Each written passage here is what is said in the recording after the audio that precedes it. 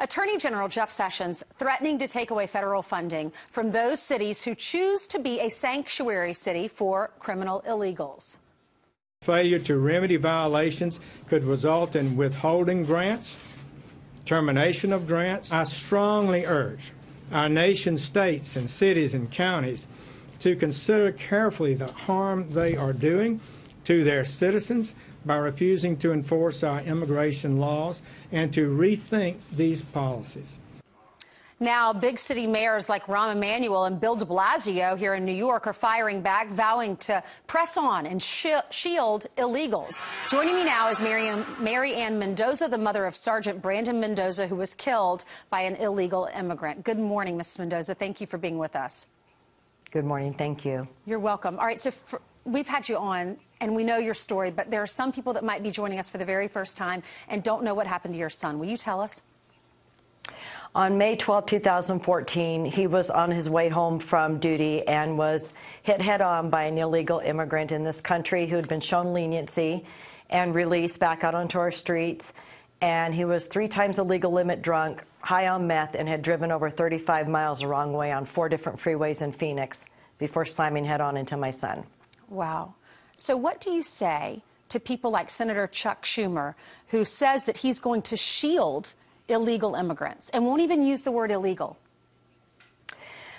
It sickens me, and I don't know where this turn has happened to where our elected officials, these politicians who are elected by American citizens, have now taken such an interest in protecting illegals. It's almost like a war is being brought against Americans by these very elected officials, and you know, they're using taxpayer money to pull this off. I'm stunned, and I've talked to so many of the parents who have lost loved ones killed by illegals, and none of us understand the importance of protecting illegals. You have de Blasio now stating that they're going into New York schools and teaching them to resist ICE agents when they come in. Now we have elected officials going into our schools, teaching our children it's okay to defy the law, shut your mouths, hide illegals. Where is this country going? You even have this Massachusetts state representative who's posting on her Facebook page for anyone in her area, if you're here illegally, don't open your door because ICE is going to be in our community today. And then listen to this. This is the San Francisco mayor. This is what he tweeted out. This is where Kate Steinle was killed. He says San Francisco knows that sanctuary cities are safer, more productive, healthier places to live. We work for all of our residents. San Francisco stands as one. What's your reaction to that? I think if they would put sanctuary city status up for vote with the taxpayers, I think they'd be pretty surprised of the results of those votes.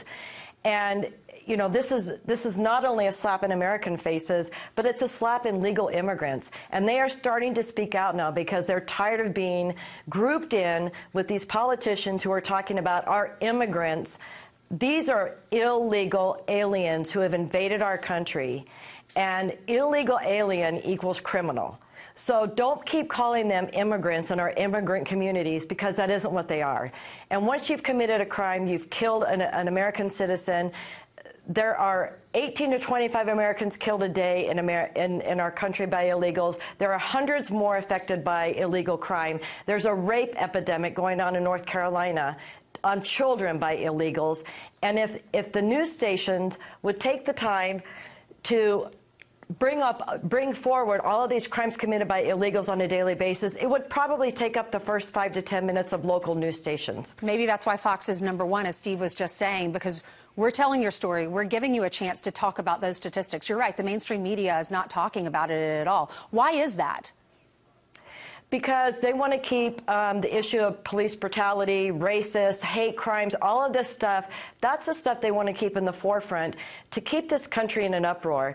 And if Americans really knew what was happening behind the scenes by our very elected politicians and how they're hiding this information from us and releasing dangerous criminals back out into the streets of their communities.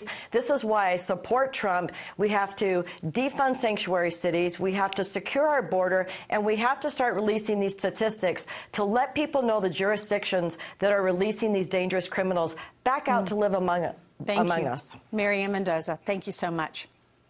Thank you. You're welcome.